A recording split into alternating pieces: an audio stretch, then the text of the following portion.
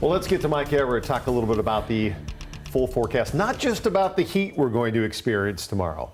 Yeah, so again, the preface here is that it's going to be very quick. This is not going to be one of those extended heat waves. You remember, end of July, we had one that was 6 days long. Yeah, this is going to be a quick visitor, and a lot of it has to do with what you're seeing here on the GOES 17 satellite. There's not a whole lot of room for high pressure to build in. We've got a low spinning here that's been causing some havoc tonight across the northeastern portion of the state, and then we've got a new system moving in that's pushing the marine layer in as well. So the heat will come in for a day, and then it'll get pushed out just as quickly. I'll walk you through the numbers in a moment. Speaking of which, those numbers were pretty high today. 10 degrees above average, 87 is pretty close to 90 and very close to today's record, 88 set back in 1982.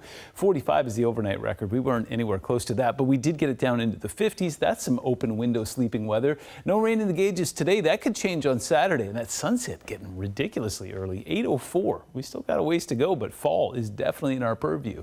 So take a look at this. This is the record that we're closing in on tomorrow. It's kind of a weird one. It's just, in simple terms, the number of days that we've hit 90 degrees or higher. So far, we've done it 11 times this year. The record is 12. Forecast for tomorrow is 90. It's entirely possible that we're going to tie the record for first place there. The other thing that I want to point out, too, in the context of climate change, look at how many of these are within the last few years. 2017, 2021, 2022, 2015, 2018. See a pattern forming there?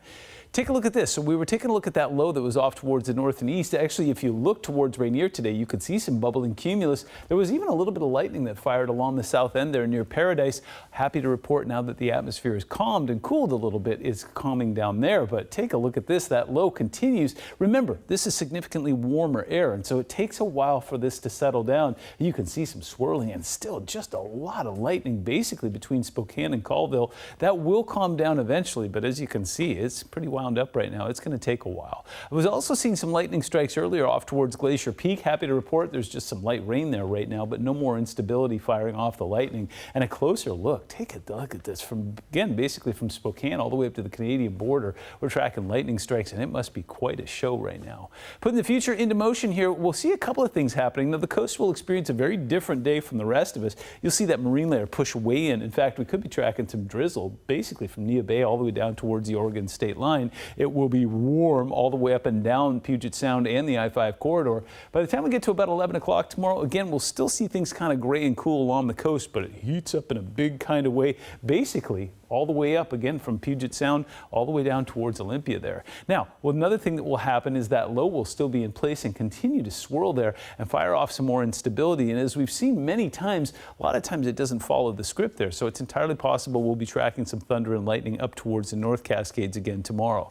7-day forecast shows a very high potential for our 12th 90-degree day of the year on Thursday, but then we quickly cool it down as we go into the weekend. Showers possible on Saturday morning. Sunday will be the better of the 2 days, and then we'll get ourselves back into the low to mid 80s next week.